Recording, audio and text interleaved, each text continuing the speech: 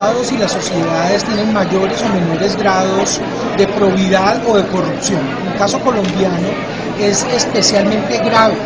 Yo digo que en el caso colombiano la corrupción no es la corrupción ordinaria, es una corrupción porcina, como si fuéramos corrupción AH1N1. ¿Por qué? Porque hemos tenido organizaciones armadas al margen de la ley. Durante más de 40 años, muchos colombianos creyeron que la injusticia social y la pobreza se resolvía con organizaciones armadas al margen de la ley, las guerrillas.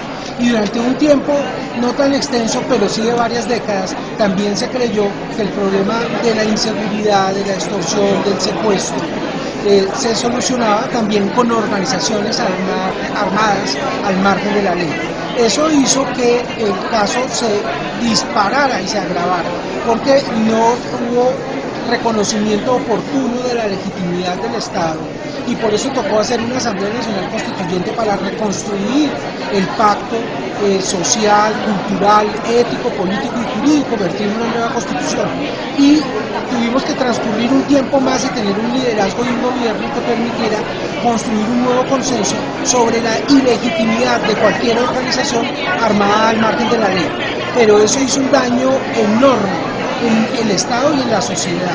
Esas organizaciones luego se sumaron al narcotráfico y los políticos luego corrompieron a la guerrilla, y los políticos, o algunos políticos también, corrompieron a los paramilitares, en el sentido de que ni siquiera esas organizaciones ilegales, ya de por sí, digamos, corruptas, tuvieron luego una intromisión en el Estado por invitación, muchas veces, de los políticos que querían acceder al poder o permanecer en él.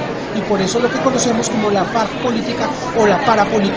Y en ese sentido no hubo una captura, como se dice usualmente, del Estado, sino una captura de la democracia misma, en porciones del territorio colombiano, en lugar de que fuera el poder ciudadano, la voluntad libre de los ciudadanos, la que determinara quiénes eran sus autoridades. Se impuso la plata y el plomo de guerrilleros o de paramilitares, de narcotraficantes, y por eso el proceso 8000. Eso hace que Colombia haya sufrido uno de los peores ataques en el mundo de organizaciones criminales sofisticadas que empezaron no solamente a delinquir, sino a corromper la estructura de la sociedad y del Estado mismo.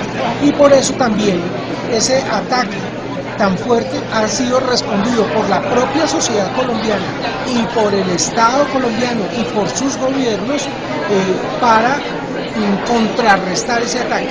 De tal manera que en conclusión tenemos en Colombia un caso paradigmático, especialmente difícil y grave en materia de corrupción, pero también tenemos los anticuerpos creados por la sociedad colombiana, que se sublevó sin capuchas pacíficamente y fue capaz de darle ejemplo al mundo entero, de en medio de las bombas del narcoterrorismo, de las ametralladoras de paramilitares y de guerrilleros, de hacer una Asamblea Nacional Constituyente de iniciativa popular de manera pacífica. Y por eso en el resto de América Latina, en Europa Oriental, ante la caída del muro de Berlín, trataron de imitar el proceso colombiano. Y aquí en Colombia, la ciudadanía y el Estado colombiano han dado ejemplo de cómo se debe confrontar esas organizaciones criminales y la corrupción.